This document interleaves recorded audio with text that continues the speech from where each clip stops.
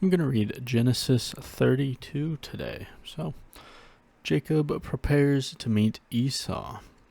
Jacob also went on his way, and the angels of God met him. When Jacob saw them, he said, "This is the camp of God." So he named the place Mahanaim. Jacob sent messengers ahead of him to his brother Esau in the land of Seir, the country of Edom. He instructed them, "This is what you are to say to my lord Esau. Your servant Jacob says, I have been staying with Laban and have remained there till now. I have cattle and donkeys, sheep and goats, male and female servants. Now I am sending this message to my lord that I may find favor in your eyes." When the messengers returned to Jacob, they said, "We went to your brother Esau, and now he is coming to meet you, and 400 men are with him." In great fear and distress, Jacob divided his people who were with him into two groups, and the flocks and herds and camels as well. He thought, if Esau comes and attacks one group, the group that is left may escape. Then Jacob prayed, "O God of my father Abraham, God of my father Isaac, Lord, you who said to me, 'Go back to your country and your relatives, and I will make you prosper.' I am unworthy of all your kindness. I'm unworthy of all the kindness and faithfulness you have shown your servant. I had only my staff when I crossed this Jordan, but now I have become two camps.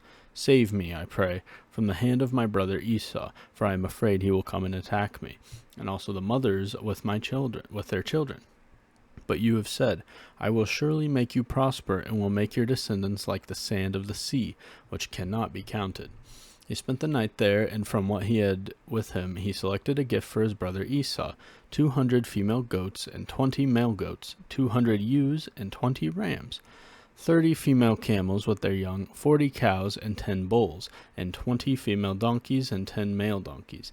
He put them in the care of his servant, each herd by itself, and said to his servant, "Go ahead of me and keep some space between the herds."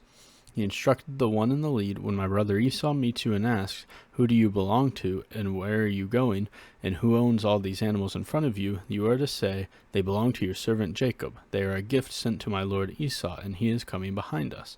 He also instructed the second, the third, and all others who followed the herds, "You are to say the same thing to Esau when you meet him. And be sure to say, 'Your servant Jacob is coming behind us.' For he thought, 'I will pacify him with these gifts that I am sending on ahead. Later, when I see him, perhaps he will receive me.' So Jacob's gifts went on ahead of him, but he himself spent the night in the camp. Jacob wrestles with God. That night Jacob got up, took his 2 wives, his 2 female servants, and his 11 sons, and crossed the ford of the Jabbok. After he sent them across the stream, he sent over all his possessions. So Jacob was left alone, and a man wrestled with him until daybreak. When the man saw that he could not overpower him, he touched the socket of Jacob's hip, so that his hip was wrenched as he wrestled with the man. Then the man said, "Let me go, for it is daybreak." But Jacob replied, "I will not let you go unless you bless me." The man asked him, "What is your name?" "Jacob," he answered. Then the man said, "Your name will no longer be Jacob, but Israel, because you have struggled with God and with humans and have overcome." Jacob said, "Please tell me your name." But he replied, "Why do you ask my name?" Then he blessed him there.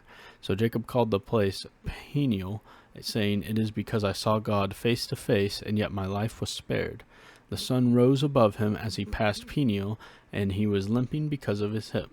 Therefore, to this day, the Israelites do not eat the tendon attached to the socket of the hip, because the socket of Jacob's hip was touched near the tendon.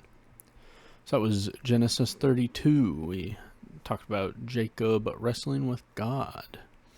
Yep. Genesis 32.